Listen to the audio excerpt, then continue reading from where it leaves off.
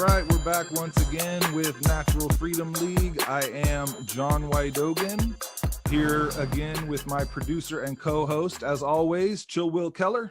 What's up, brother? How's it going? It's going good, Will. How are you? I'm doing well. Thank you. Good.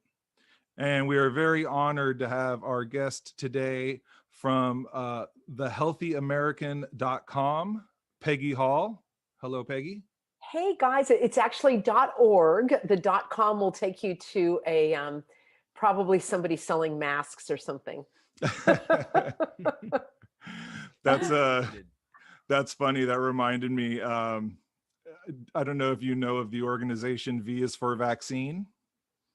Oh, tell me about. They basically do like events where they basically their signs have vaccine facts. And they're very, bold, big signs, and they just, go to different events and hold them. Lately, since COVID, they've been doing banners on the freeway, and they get a lot of news coverage throughout the country. As whenever there's an article about anti-vaxxers, you'll see these billboards. Well, today, Anthony Fauci did a podcast, and the name of the podcast was V is for Vaccine.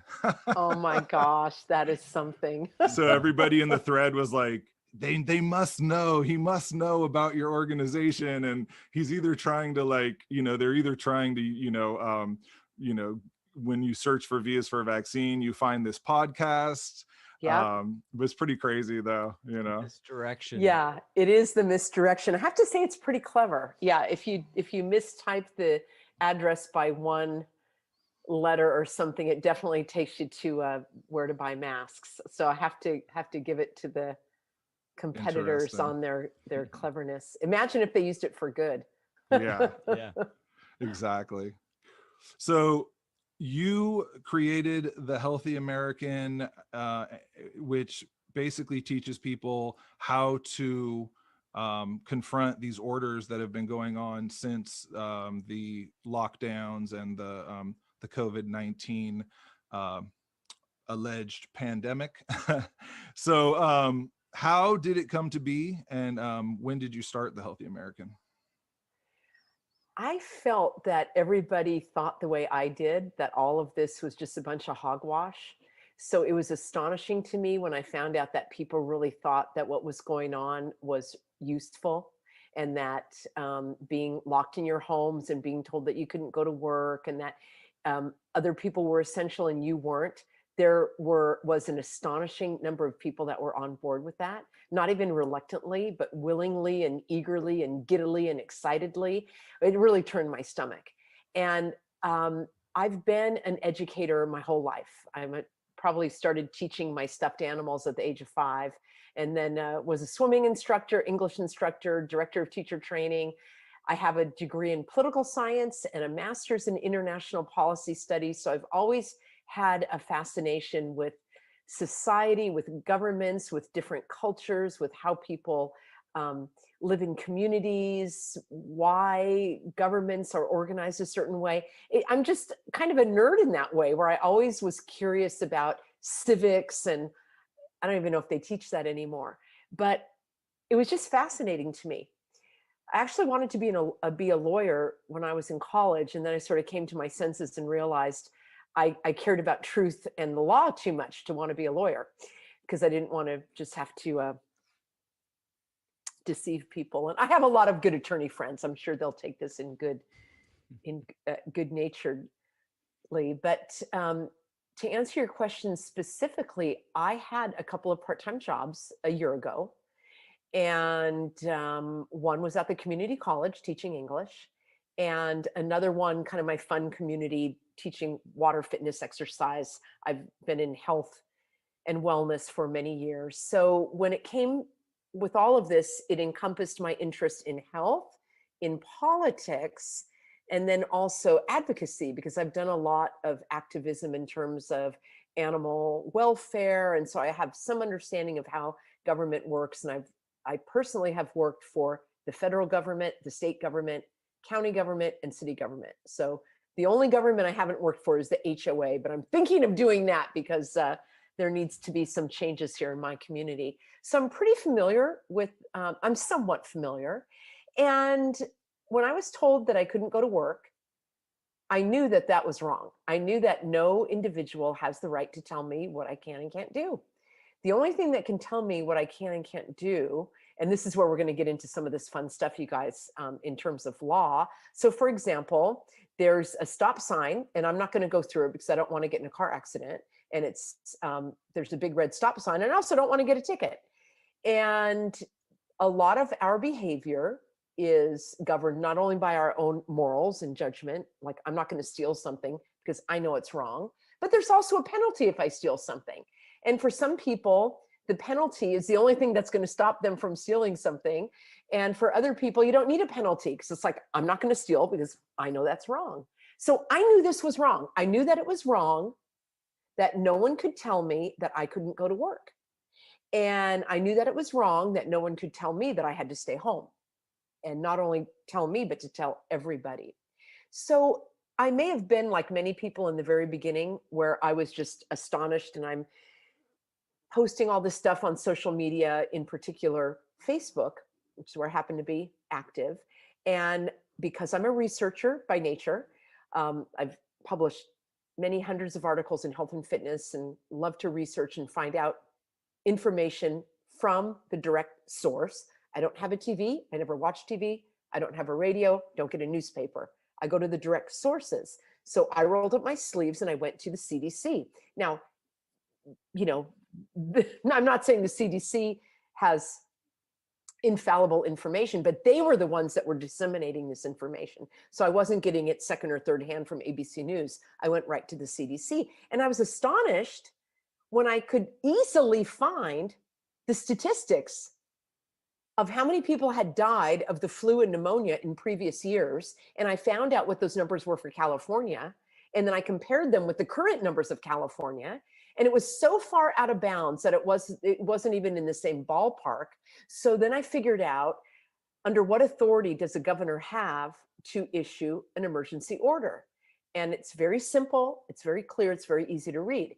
So I made a video about the state of emergency in California is null, void, and invalid. And that video went viral. I just actually had to make a YouTube channel just to put that video up. And I was doing it I was so tired of arguing with people on Facebook.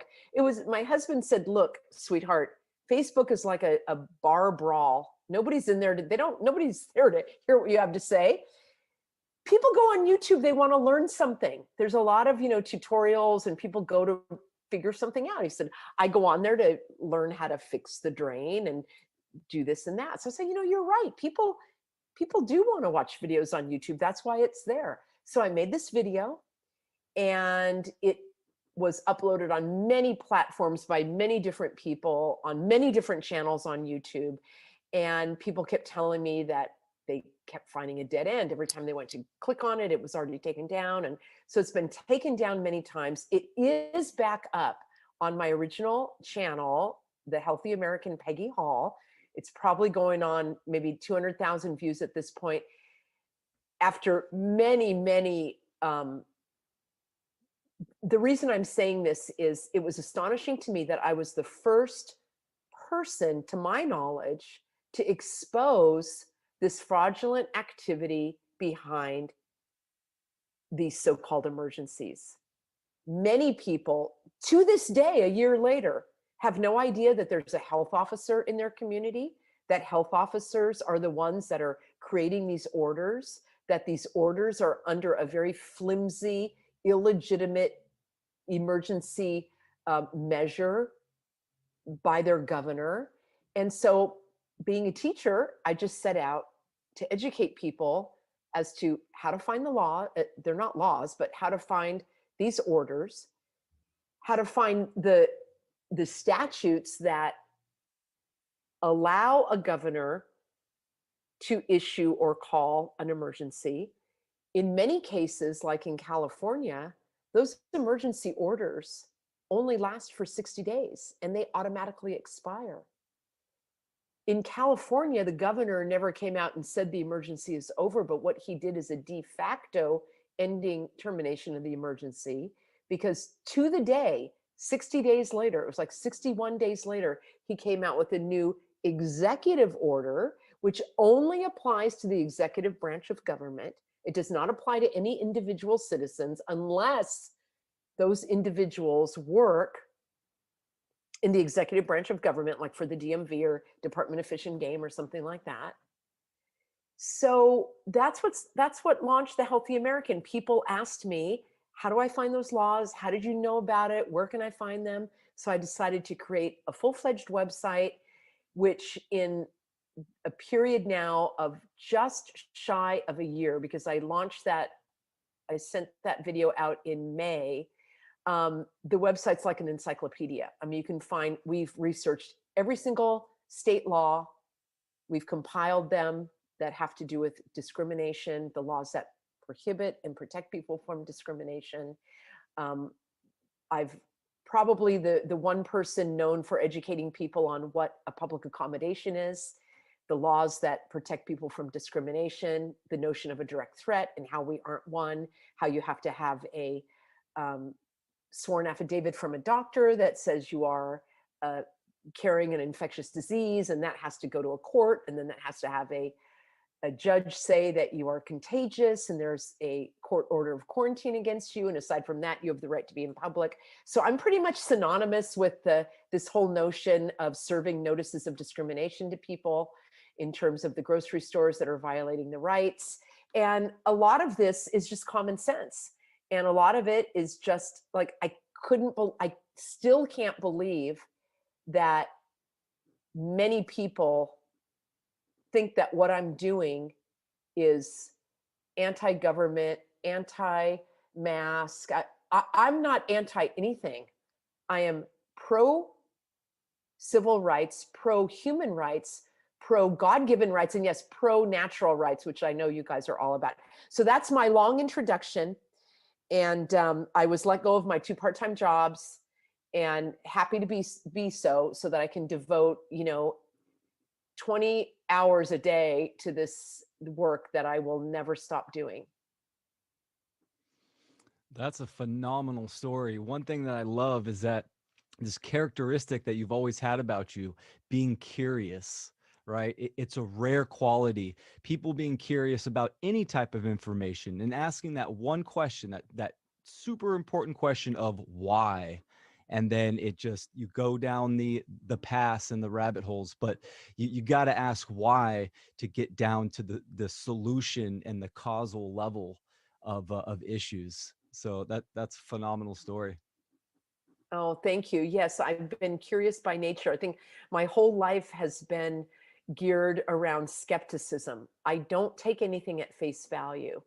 I've had some personal experiences earlier where my dad met his demise because of medical terrorism. I just got off the phone with a very distressing situation, because I counsel a lot of people from all over the country, all over the world, actually, thousands of inquiries pouring in for help. And many of these people are caught off guard. I mean, here we are a year later, and people are still taking their loved ones to a hospital. I would never take a loved one to a hospital, ever, ever. I would never do it. I would go to my veterinarian first. And I'm always recommending to people that they find another way. You've got to create these alternative communities that don't have anything to do with the oppressors. And the story is a common one. The mom, the loved one, who's not very old, a few years older than I am, I'll just put it that way, went in with pneumonia, was put on a ventilator, was put into a medical coma, is in a COVID ICU, and they will not release her until she no longer tests positive for COVID. I said, this is not a jail. This is not a prison. A hospital has no right to hold anyone. It doesn't even make sense. They will not allow the family in to see her. She is dying. She's been on a ventilator for however last 6 weeks, in a medical coma, unable to make any decisions for herself. They are not allowing any of the loved ones to go in there. And what is my advice? My advice is have her discharged immediately. You go now and you go and bring her home. There are no other choices. These people are not abiding by the law. So it's astonishing to me that a year later, coming up on a year later, people are still uninformed as to what is really going on. I get calls daily, or requests for calls, I can't field them all, from parents who are asking me if they can go up against their school board to undo these policies that are requiring children to suffocate themselves. And my question is why? Why do you have your child in public school? Next to the hospital, it's the next most dangerous place to be. Yeah. They can vaccinate your child in California without your consent. They can quarantine your children in that school. When you send your children to a public government school, you have given them over to the state to do what they want. Read it, read those policies. You have abdicated your parenting. I'm outraged. And I have a remedy for everyone. I don't care if you're divorced, single, working, not working, retired, elderly, in ill health, if you have special needs kids, I don't care. I have a remedy for everything. And none of those remedies include putting your child into this dangerous position and place of a public school, period. I'm trying to keep it together here, friends. I am absolutely outraged at the utter genocide, terror, oppression, and tyranny that is going on. And what bothers me more than the government doing that is that the people are going along with it. I expect the government to be corrupt. I don't expect people to eagerly, giddily, and willingly line up and give over their rights. Yeah. Yeah. The conditioning and the programming, people need to look in the mirror and understand that they're attached to these systems, and they shouldn't be, because they are corrupt. All the signs, the patterns are all there for millennia. We see these systems are all about control. So, and I tell friends and family all the time, pull your kid out. Why is public school your only option? It's like, you got to have faith in yourself and take personal responsibility. You just said the two magic words, and that is, yeah, the conditioning is complete. People do not want to take personal responsibility. They actually want someone else to tell them what to do. They don't want to research the treatments that are available for this or any illness. They want the doctor to tell them what to do. They don't want to even research the side effects of prescription drugs. They will just take them rather than look into other means and methods. They would rather send their child to a school, suffocating them, and the physical result of that is far less harmful than the lifelong psychological harms of a child who knows it's wrong to cover their face, and then to be told by an adult in authority that it's the right thing to do, thereby setting up a lifelong distrust of their own innate knowledge and wisdom. And then we've got a society of a bunch of messed up people, which is probably what's been going on for generations. And as an educator for 30 years at the college and university level, working, training K-12 teachers in professional development, I would never, under any circumstances, recommend a child to be in a public school in California. I can't speak for the other states, but if they're anything like California, you better look at that carefully. Yeah.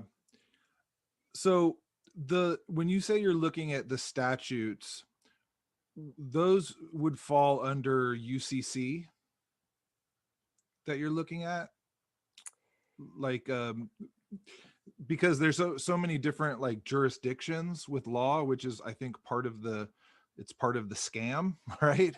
There's a big It's, scam you going know, on. it's, you've got people who are trying to work through common law and, sovereign citizen type movements, but you're looking at the actual statutes that the state government is putting in place, and you're reading what those say, and you're even finding within those laws that they've created, it's still not valid. You're finding places where it's not, they basically shouldn't stand, but the people don't know that, so then the people basically police themselves, right? You're absolutely right, Johnny. So there are different types of laws, there are different layers of laws, there are different jurisdictions, as you say. What I'm looking at are these laws that I say are on the books. So there are basically just a few sources of law, and basically there's one source of law, which is natural law, and that is our inherent God-given rights, as I referred to them, that you are born with. You are born with certain rights. A right is something that can't be taken from you. It's not a privilege. It's not a good idea. It is something that you have that is yours that may not be taken from you. The law on the books says without due process of law. So the Constitution, people get confused and they think that the Constitution gives us rights. The Constitution describes the American form of government. That's what it does. And interestingly, the first article of the Constitution describes the, because it's the only country in the world that has this form of government. We're the only country in the world that is not, and let me just look at face value here, that was not created under a king or queen. And many will say, yes, we are. We're still under British rule. Well, we can talk about that. But let me just say at face value, we were told that this country is not under a king. We don't have a king of the United States, although there are some that wish they were and act as though they are. Queens as well, if we look at the governors and so forth. But that's not our political system of government. So our political system is a constitutional republic. A constitution is a contract. Republic means of the public, republic, we the people. If we look at it in a pristine manner, in the way we wish it was organized, it would be that we the people give our consent to be governed. And we can withdraw that consent, meaning our approval, our agreement. And that is why it is so important for we the people to oversee what's going on at all these levels of government. Many people didn't even know that they had a county government. All they knew about was a governor and maybe their mayor. They had no idea that these county health officers, in most places it's through the county and the state, were these unelected officials were issuing edicts that people started to follow. There is zero authority for that, for any one person to tell you to do anything. And I know that because our Constitution describes our form of government. And it is so important that laws are made by a legislative body, not by a king, not by a queen, not by a prime minister. It is made in a law-making procedure by a law-making body. Are there a lot of shenanigans? Absolutely. Are there regulations running amok? Absolutely. Are there regulations and statutes and orders and ordinances that are illegal, unlawful, and unconstitutional? There's an abundance. But if we go back to the structure of the government, the Constitution described the legislative branch of government first, because it set this country apart from every other country. It described what it can do, how the laws are made in a Senate, in a Congress. That same structure then is what the state governments are based on. There is a legislative body in each state which makes laws for that state. No governor can make a law, no mayor can make a law, no sheriff can make a law, no judge can make a law, and certainly no health officer can make a law. That is defined in our Constitution. The Constitution describes the presidency, which is the executive branch, and the Constitution describes and defines the judicial branch, which is the court. It is intended that these are three co-equal branches of government where there are checks and balances. If a law is passed, even though it's passed in a lawmaking procedure, if that law is in opposition or in conflict with the Constitution or our Bill of Rights, which I'll talk about, then it is null and void. But it's not enough to just say that is null and void.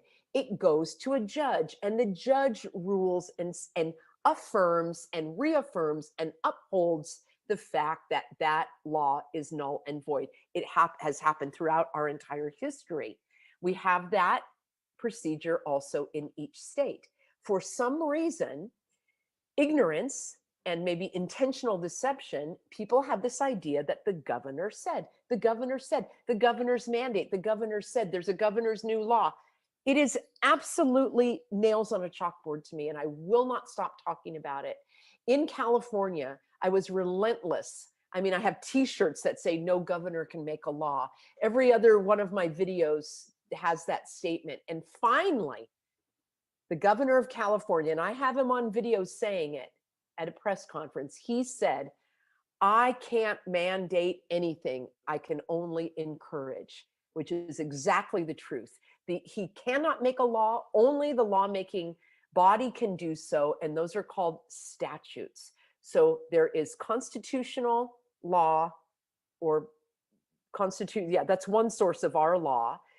Statutory law are laws that were passed by the state or by the federal government that are intended to describe or define or uphold these rights that we have. They're not intended to create new and additional burdens, which is why so many of these are unlawful. The Bill of Rights, also known as the amendments, the constitutional amendments, the Bill of Rights is what spells out that we have the right to assemble. We have the right to address our grievances to our government. We have the right to freedom of religion. We have the right to freedom of speech. We have the right to earn a living. We have a right to our property, our body, we have the right to acquire property, which means I have the right to go and buy a car or go into a grocery store and buy a loaf of bread. And that may not be infringed without due process of law. Due process of law means I'm in that judicial, that third branch of government where I can go and air my grievances and have the disputes settled. So statutory law was passed in a legislative lawmaking body. Out of those laws come regulations. This is where our country has gone downhill. Regulations are created by these agencies and departments like the DMV, all right? The Department of Education in your state, the Department of Fish and Game. In some states, they might have a commission on gambling or what have you. Those things are not, all of the smaller regulations and things are not passed through a legislative process. I'll give you an example. In California, the legislature passed a law that said you have to be 16 in order to drive. So there's the law. Now the DMV can make regulations, rules, and policies to carry out that law that you have to be 16. They create forms, they can create the driving test, they can decide which pattern you're going to go take your test, what time the DMV is open. That's not passed by the legislature. That's not passed by the Senate and assembly of your state. Those are regulations that are passed by these agencies. However, those regulations go through a lawmaking procedure. They don't just say them. There's a time for public comment. Not that they care what the public says, but in some cases it has an impact. You have the right to know what those regulations are, and that's a type of administrative law. So when you're in your state, you've got your administrative courts, that those that oversee the Alcohol and Beverage Control Board. We call it the ABC here in California. You've got your barbering and cosmetology license. You've got your medical license.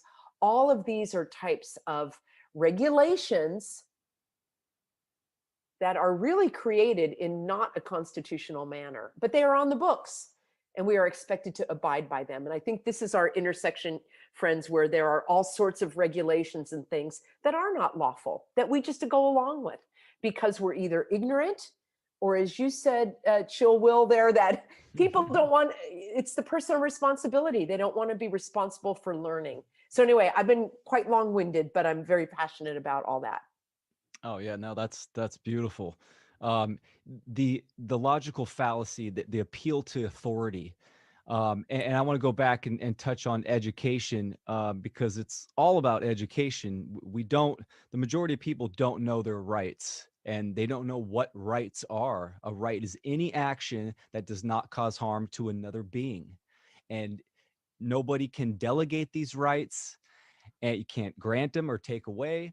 And you know, back in the day, parents used to teach and educate their kids, so information was a little more pure. As soon as the state gets involved, and then these corporations, they obviously are teaching the next generations what to think, not how to think. And here we are now in 2021, and people are completely ignorant. Even this word, when I say this word, people get fired up because nobody likes to be called ignorant, but it means lack of knowledge. And that's what we have nowadays. We have a lack of knowledge across the board. You're absolutely right. And that is also by design. When you look back at the beginning of our country and those that came, I believe many of them had very pure intentions. They wanted to live in freedom. Maybe there were other things going on, behind the scenes, but I believe that the spirit of freedom is written on every human's heart. And that is why people seek that. That is why people die for that. And it, in my view, takes a lot to undo that. And that is that mind manipulation and the taking control of that natural desire for liberty. Because in the early days, it wasn't even the early days. I mean, for 200 years before this country became the Union of the United States, there were colonies, the 13 original colonies. These were full-fledged, thriving communities. And I would like to go back to that idea. I am of the mind that the more local, the smaller, the easier. I mean, I live in a community, there are like about 300 homes in this community where I am. I actually don't even know all of my neighbors, and there's only 300 of us. How in the world, and we can't even decide when the pool should be open, how many months out of the year, should the parking be for guests or residents, and there's only 300 houses and we can't even decide those things. How in the world can there be a top-down government that decides for 300 million people what is the best thing to be done? We can't even figure out, think in your own family. You may not even be able to decide, do you want to have Mexican or Chinese food, or what movie you're going to watch, or which car to buy. This is the essence of liberty and freedom, that our own individual desires and dreams and goals and so forth. So in my view, the smaller, the better. So this idea of the 13 original colonies, they had their own currency, they had their own language, they had their own communities that made sense for them. They were very reluctant to be a part of the Union because they didn't want to go back to a centralized national government. I don't like that word national. I will never use it. We don't have a national government. We are a federation of independent states. People forget that. And that, I was trying to tie back into your comment about teaching kids at home. Back in those early days, there were no formal schools. I like the idea of the one-room schoolhouse, and, possibly there may have been kids, they read from the Bible. That's how they learned to read.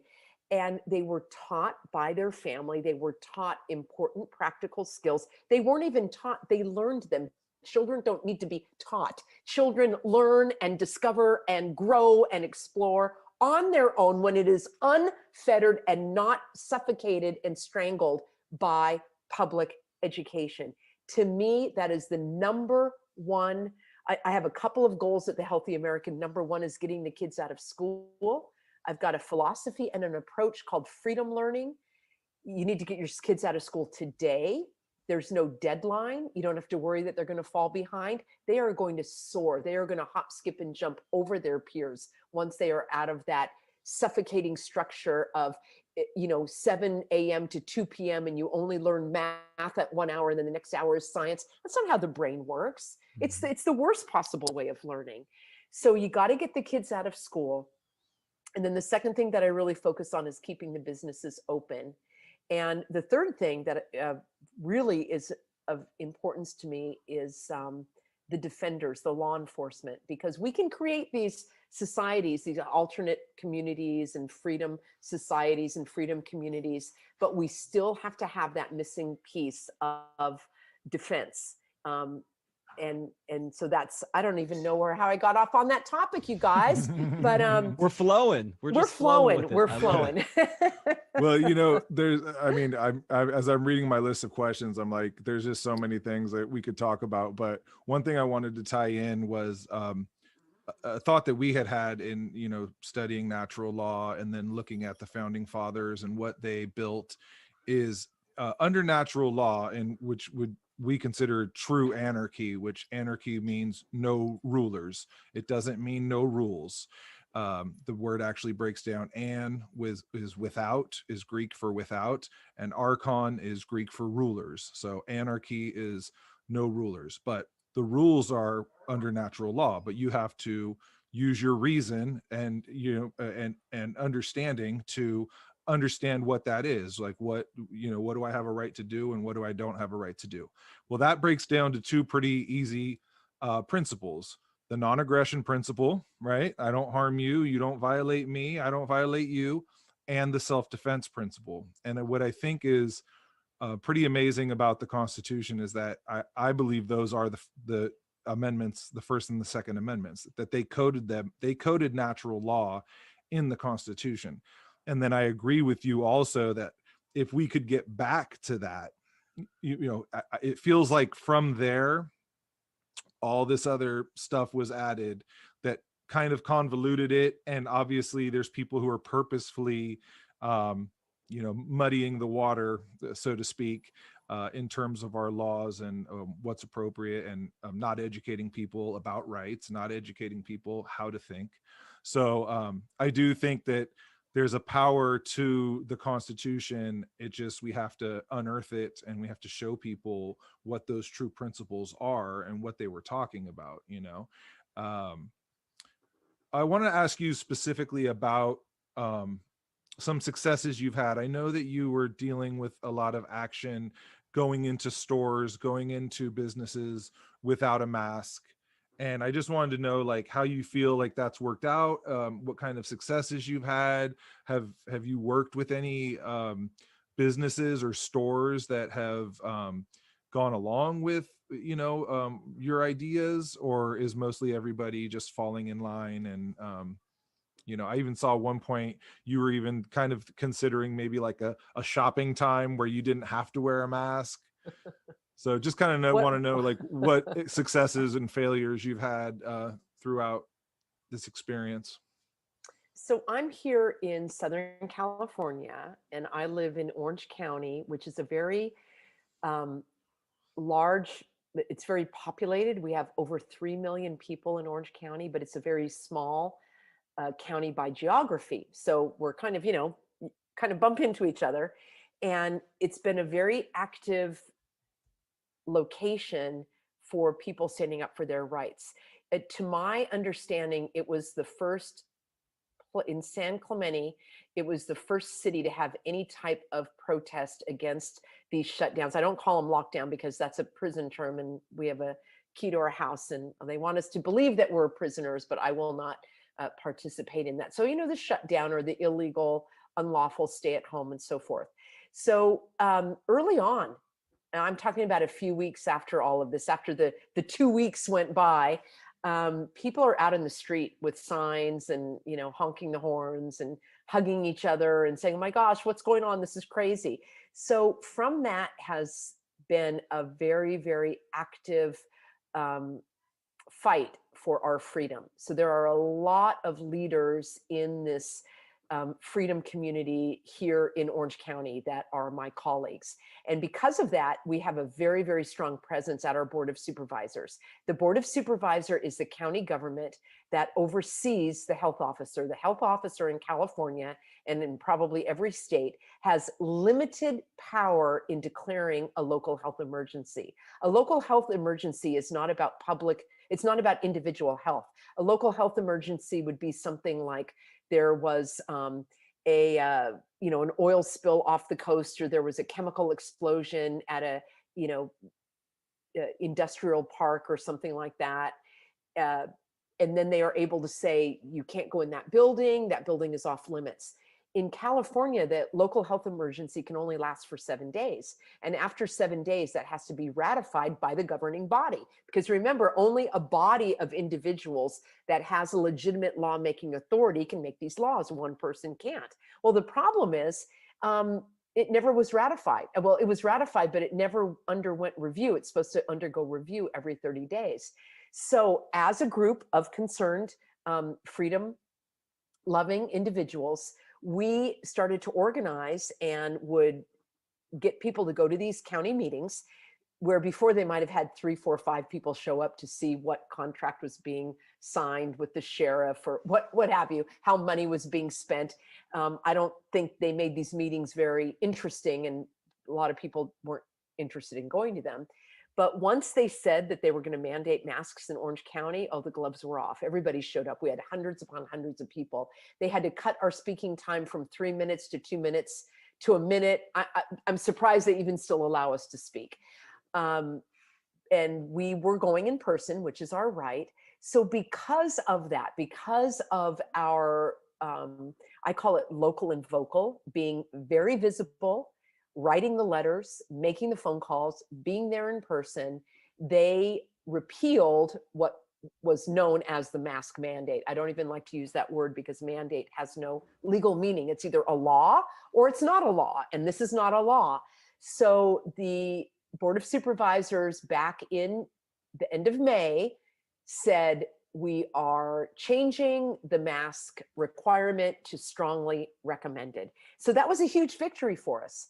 And I have a fiery speech on the homepage of the Healthy American. It's a 1-minute impassioned speech where I say, you're breaking the law. Here's the law. You're breaking it. And what are you going to do about it? They didn't go as far as repealing the emergency, which they really need to do because they're still operating under fraud. Fraud is when you misrepresent information in order to receive gain. They are calling, and I guarantee every state, every county, every city is calling for a health emergency so that they can get the CARES Act funds. They get money in a time of an emergency. An emergency, a third grader can tell you that an emergency does not last a year. An emergency is immediate, it is unanticipated, it's like first aid. You break your leg and you go into the emergency room and they put a cast on it and then you leave. Is your leg healed? No. Are we out of the woods on whatever this is? No. Is it an emergency? No, because they've had a year to get everything in order. So they are milking this idea of an emergency to receive money. That's fraud. Fraud is a felony. A felony carries a prison sentence. I just heard today that like 4 out of the last 8 governors in Illinois have served time in prison. And I can tell you that our former sheriff of Orange County spent time in prison. Currently, right now, Los Angeles County is probably the largest county in the United States, if not one of the largest, if not the largest. The previous sheriff and the undersheriff are both serving hard time right now. They're in prison in Texas. So it's not out of the imagination that these public servants are going to be serving time for their fraudulent duties. Many of them are leaving. If you look around the country, this is a really fun thing to do for anybody who wants to, just in your own state, do an internet search and find out how many different health officers there have been in the last year. So in California, we've already gone through 3, 4, 5, 10, maybe even more when you count all the counties, including our state health officers that have had the revolving door. Many of them, by the way, have worked for the CDC. There are health officers in Hawaii, all the health officers, Health and Human Services, all those people resigned. It's going on and on and on because I believe they don't want to serve time in prison. They know that they're committing fraud. So getting the masks gone is a huge win. The second thing we did under my direction and advocacy is we drafted letters to go to all of the departments of transportation throughout the United States to tell them to take down those highway signs that said, stay home and wash your hands. Seriously, I'm driving on a freeway and there's a flashing light, maybe not in your state, but in California, it was all over the place. A flashing, it's only supposed to be for road hazards. And they're telling you to stay 6 feet apart and stay home and save lives. So we did a massive letter writing campaign. There are still a few old holdouts. I think maybe Arizona has not come to their senses, or maybe the people in Arizona didn't take it far enough. You can't stop after the first rejection. You have to keep going. You send one letter, you send another, you follow up, you say, show me the law. Show me the law that says you can create a road hazard by me looking at a sign that says, wash your hands. Oh, am I supposed to pull off the road and wash my hands? So most of those are down. We got rid of signs that were on the sidewalk in Laguna Beach, the next city over from me, that said, wear a mask, it's the law. It's not a law. Now they still have the sign that says wear a mask, but they took away the part that says it's the law. Many healthy Americans have written to CVS and Home Depot and Walmart. Some of them are unmoving. I mean, I would just, Costco, forget it. Sprouts is another place. Smart and Final, forget it. You're not going to get anywhere. These are criminals. Criminals break the law. They are law breakers. They don't care about following the law. But many of these other larger companies have removed the signs that say, wear a mask, it's the law. They leave the sign that says wear a mask, but they take off the part that says it's a law. It is not a law. A law has a code of law. There's a number attached to it. And there's a penal code if you violate the law.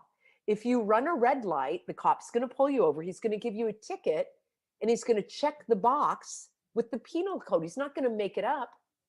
When they try to close down these businesses, they're making up the letters and the numbers. There is no law that requires a business to close. There is no law that requires any business to limit the number of patrons it serves. There is no law that requires any business to require their employees or their patrons to wear a mask, to stand on a circle, to use hand sanitizer. All of those things, as a matter of fact, are breaking the law. You cannot tell someone to stand on a circle and not move. That's unlawful restraint. You can't give medical advice to put on a medical device, which a surgical mask is defined. And again, I mean, I will take credit for it. I have helped educate people as to this, that the surgical masks are classified by the FDA as a class 2 surgical medical device. You cannot require someone to undertake a medical intervention unless you're licensed in the practice of medicine. So these things to me are just common sense, but the law enforcement doesn't understand it. They're still arresting people for trespassing illegally. They're not trespassing. The arrest is illegal. So we're working on many, many of these cases. There have been hundreds of businesses personally that I know, maybe even more, that have gone through my business program, the Open for Business, where I show them exactly the laws that prohibit the government from shutting down their business, the laws that protect them and their right to their property. A governor shutting down a business is no different than coming and stealing money out of your pocket. These businesses, in many cases, are ignorant. They're lacking in the knowledge. They are afraid. They don't want to stand out. And many of them are receiving that CARES Act fund money. So they would rather get the measly, few $1,000s or maybe $250,000. I don't know the limit on it, in order to not go to work and get the government handout and comply with evil. And then they think they're going to go back and open up their business. They're in for a rude awakening. Yeah, I'm glad you said that thing about the masks, because I was going to ask you the question. So, what? First of all, the silver lining of COVID is that look at what you created, right? I started this website in July of last year. I started going out with signs that were like, basically just trying to plant seeds in people's minds about where your rights come from, just basically an education demonstration about natural law. And we'll have people come up to us. Like, we were in the city this weekend, and the city is just very liberal, very, they're very brainwashed, and they think we're brainwashed, and they think we're Trump supporters automatically. But one of the arguments we'll get is, well, no shoe, no shirt, no shoes, no service, right? Like, a store can tell you can't wear a shirt. So I was going to ask you about that, but that's the answer, is that telling you to wear a shirt is not telling you to put a medical device on your face, or so that was Harm. That's the key component. They're causing harm. And that is a violation of cosmic law, God's law, natural law, because your body is your property. And when someone does that, what they're actually doing is they're making a claim on your body. And that is the definition of slavery. So That summarizes it exactly. And if people will just understand that simple concept, you don't need to know all of the codes of law and the regulations and your right. That simple concept, your body is your body. It is your property. No one else has a claim over it, period. Period. There is no exemption. The other question that comes up is, because that is the no shoes, no shirt. And first of all, there is no law that says no shoes, no shirt. There are decency laws where you do have to wear clothes in public, but they are not telling. It could be a sweater, it could be a tank top, it could be anything, a jacket. They're not prescribing that. And you're exactly right. A shirt is not a medical device. You don't breathe out of your feet. And the other thing that they will say is that the store has the right to make any policy that it wants. It cannot make any policy that violates established law. A business cannot require every person to take a sample of a ham sandwich. It's not possible. What about the Muslims? And they say, well, we're applying the mask requirement to everyone equally. Therefore, it's not discrimination. That's the exact definition of discrimination, is that you are not allowing for those who choose not, for whatever reason, to not participate in that non-law. Could they require a Sikh to remove his turban? Could they require you to put on a turban? Businesses cannot enforce any policies that are illegal, unlawful, and again, go against our own God-given rights. So that is it really in a nutshell.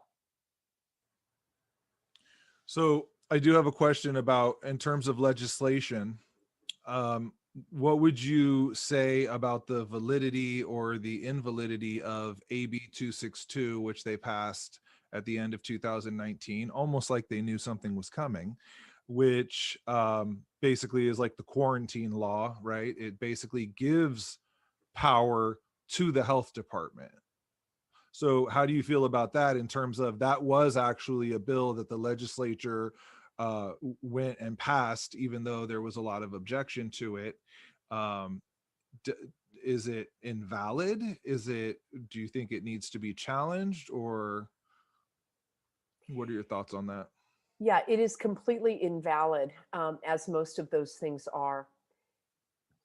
The notion of public health is something that needs to be questioned right at its face. Okay.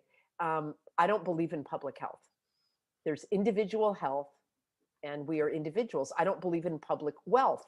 What's in my pocketbook has nothing to do with what's in your pocketbook or your bank account. Is there such a thing as public ambition? public intelligence, public diligence, public persistence. No, these are individual characteristics.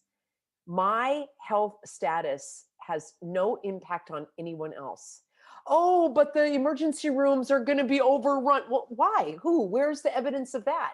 Why does that even matter? There is no proof of that. That is another spurious argument in order to create fear. Years ago, my dad and my brother, when they came out with the seatbelt law, they refused to put on a seatbelt. And they said, it's my body. I don't like that feeling of restriction. I don't like it. It's uncomfortable. Not only is it uncomfortable, it's my body, it's my right. Me wearing a seatbelt has nothing to do with anyone else. And they were exactly right. This is probably where I get some of my advocacy. And it was a joke in our family, because if ever a cop car came by or something, they would be scrambling for the seatbelts. They never wore a seatbelt.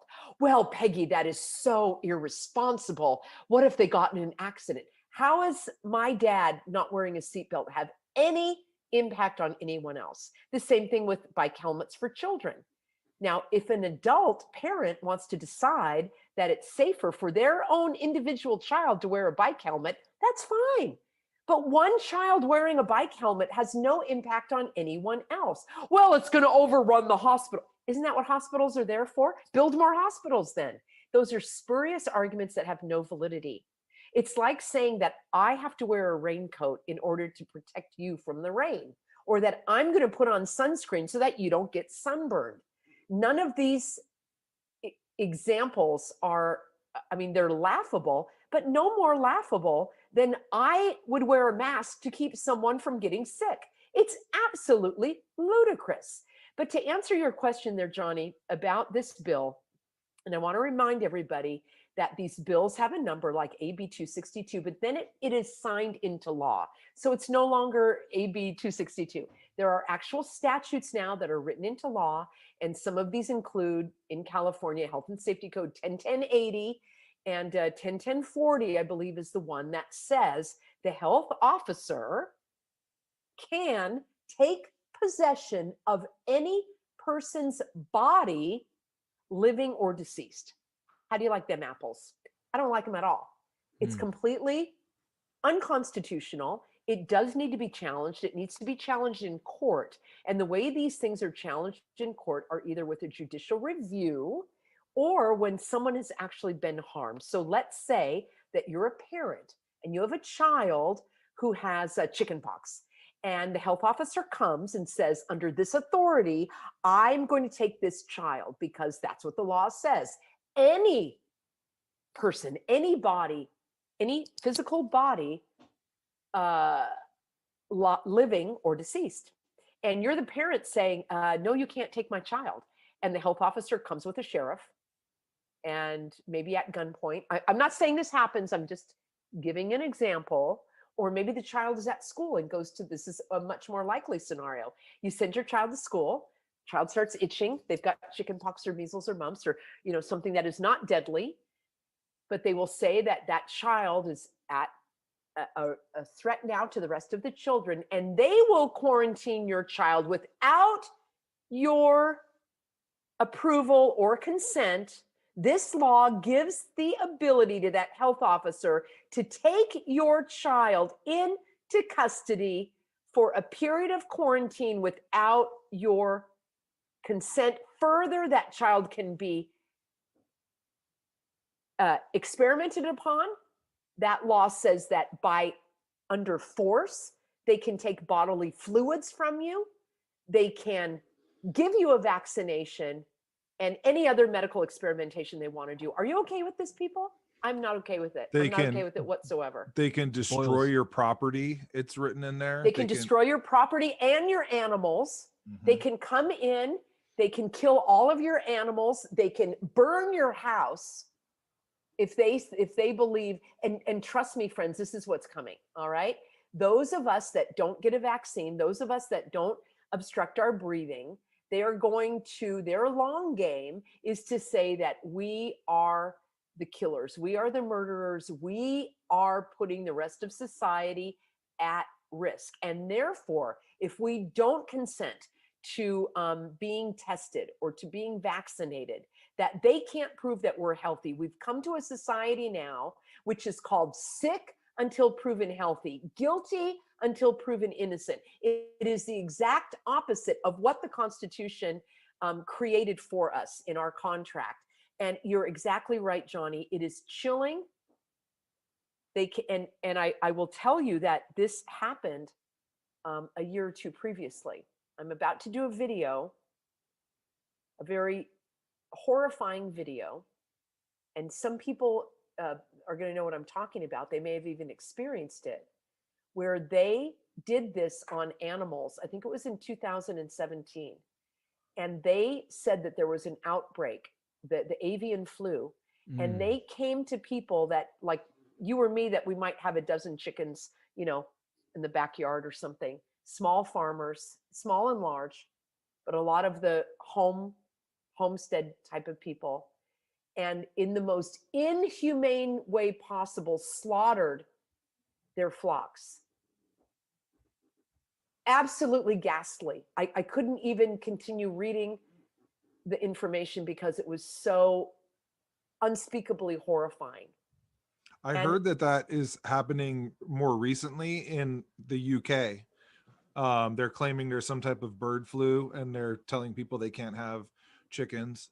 I mean, I think it's a play for more control over the food production, obviously. But if you're going to do a video on it, you should look into in the UK something like that, something similar like that is happening just a few months ago. you're absolutely right, Johnny. It's like a 1-2 punch where they terrify the people, they take their property, they limit their ability to produce food. And I think at the root of it is terror, pure and simple. And that's what's going on at all levels. It's a type of harassment and intimidation, and that is one of the most powerful ways to control a population, second in line only to the population policing itself. They don't need to come in and tell me to wear a mask because Trader Joe's is doing it.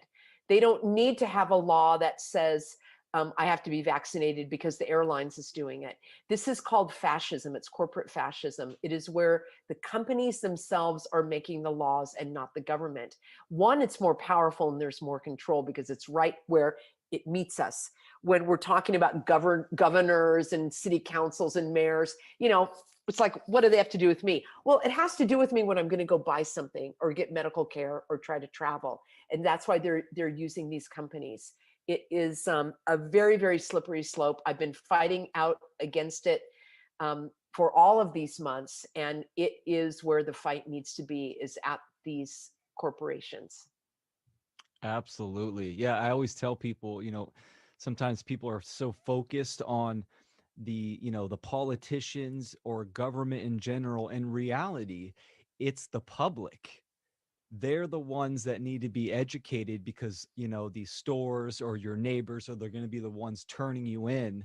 And it's just got so many characteristics of Nazi Germany, and people get pissed when I say that, but it's true. This is a dystopian Brave New World 1984 nightmare, and it's going on. And I commend you for doing the work that you're doing, and your passion and energy is just, it's inspiring. So I love it. Thank you.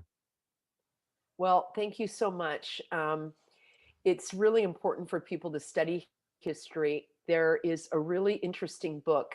So my husband's a pastor, and there's a book called Tortured for Christ. And whether you're a person, Christian background, regardless, it's a very important book to read for history, because this pastor was in Romania, and it is about the time of the Nazis and the communists. And it is really heart-wrenching, but also hopeful, because he spent years in prison. He did not comply, and he survived it. And he actually was able to get the truth out to some of the prison guards and the prison wardens. But a very quick glimpse onto why this book is so important. It talks about people complying slowly when the Nazis came. And even though they said, well, I don't really believe, I don't believe what the Nazis are saying, but I don't want to lose my job. And I I really do want to sell to the Jewish people, but I would be in trouble. So I really can't do that, even though I have Jewish friends. So the Nazism that was creeping in, many of the people were against it, but they complied anyway. The ones that complied, I'll give the example of the preachers in churches. They were told by the government what they could say, a lot like YouTube, right? Like YouTube is the boss. They're very clear what I can say on YouTube and what I can't. And that's what they did in the churches. You can only preach this, and it was mainly to preach in favor of the government. So some of the churches just went right along with it, and they said, well, at least we're open, I better do what the rulers say. And others completely rebelled, and they were thrown into prison. And some of them were released, like this pastor who wrote the book. But here's what's interesting, friends. The very pastors who complied, and the very I'm sure that it also trickled down to the individuals, the teachers and the shopkeepers and all of that. Those that complied with the Nazis, when the communists came in, when the Russians came in, those were the first ones that were exterminated.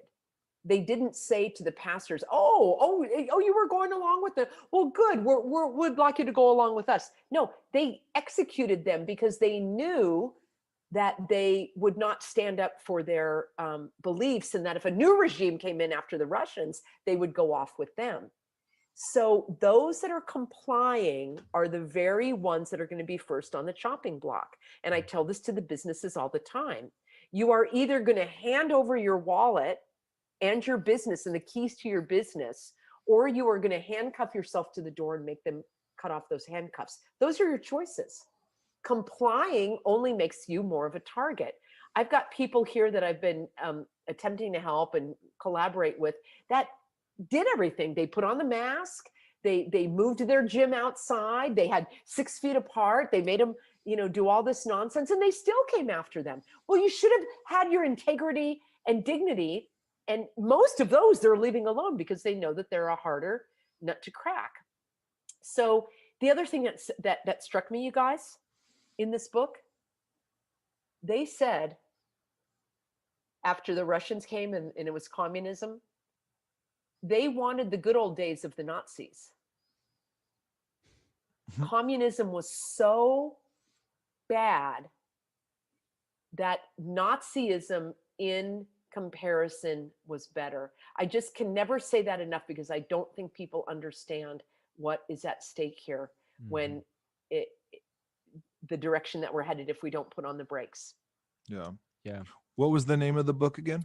It's called Tortured for Christ. Richard Wurmbrand is now deceased, but he lived to be quite, I think into his 80s or something, and spent many years in Romania. I believe he did come back to the United States, was in and out of prison. He was tortured. I mean, physically tortured, and still lived to tell about it. And he never compromised, ever. I mean, here I am, I'm in Orange County. Yes, I'm making some sacrifices. I can't go swim in the community pool because I'm not going to put this on. I can't go grocery shopping. I don't have a mask. I've never worn one. I never will. People are making sacrifices. There are plenty of places I'm invited to go speak. I'm not going to get on a plane. I will not compromise. But these are so insignificant. The stories that I hear, like the story I gave you at the top of our show here, where the family is just beside themselves because their loved one is in the prison of a hospital. Can you imagine a hospital telling people they can't come in? It's a public accommodation. It's absolutely heart-wrenching what people are going through. Their losses of jobs. I've counseled women whose husbands have killed themselves. It is unbelievable, the deaths of despair that are occurring, and this is exactly what the powers that be want. Yeah, for sure. The deaths of despair completely magnitudes shadow the socially perceived crisis, and it is based on fear, right? Because all fear comes from ignorance, that lack of knowledge. And when you're in fear, you're in that fight or flight state. So you're just reacting you're reacting instead of acting. And we talked about following orders, and it's just important for people to step back and gather that courage, and then use critical thinking and start doing some research, start looking to it. It's as simple as, let's see what other people are talking about to lead you down that path. That's so true. Just open your mind, be open to other perspectives. You said that, Will, just ask why, dig deeper. Yeah. And I think that's really the beauty and the greatness in what you're doing is, not only are you, through digging into the laws and sort of exposing the corruption within it, and what applies and what doesn't, and how these things are getting twisted into making us police ourselves, and you're exposing that on one hand, which is powerful, but then you're also educating people, and that's really the most important thing, because that's empowering people. And the more we keep doing this, the more we keep pushing that, the more we can get people to realize that these things are not okay. These things are, freedom is something worth fighting for. Freedom is more important than perceived security, and safety. And so, yeah, I think the more you keep pushing and you keep waking people up, it's just going to keep expanding and growing more and more. So we really appreciate what you're doing, and I could talk to you for another hour. Well, thanks, guys. It's really a pleasure to be here. Maybe do a future show, because I'd love to learn more about how we can get that information out about natural law. You're so right. There are so many, I call them hidden gifts. Some of them are more obvious, and engaged public who is learning about their rights. I mean, it's thrilling to me. It's absolutely fantastic that I've got a lot of young kids that watch The Healthy American on my YouTube channel. And they're like, oh my gosh, you're like our civics teacher. I'm using your videos as part of our homeschooling. And so that really warms my heart. And I'm a teacher at heart. I want to keep sharing information and practical solutions. I am looking under every rock, no stone left unturned. I'm trying to devise new solutions, because I'm never going to give up. So glad to know that you guys are on board as well. Fabulous. Excellent. Definitely. Yes. Thank you for being here. We appreciate it. It was nice to meet you. Thanks, you too. Peggy. Appreciate you. Look forward to the next time. Take care. Definitely. And thank Bye-bye. you, Will. Thanks, brother. And always remember, put something good in the air and plant something good in the earth. Peace. We be the natural freedom league, 'cause we be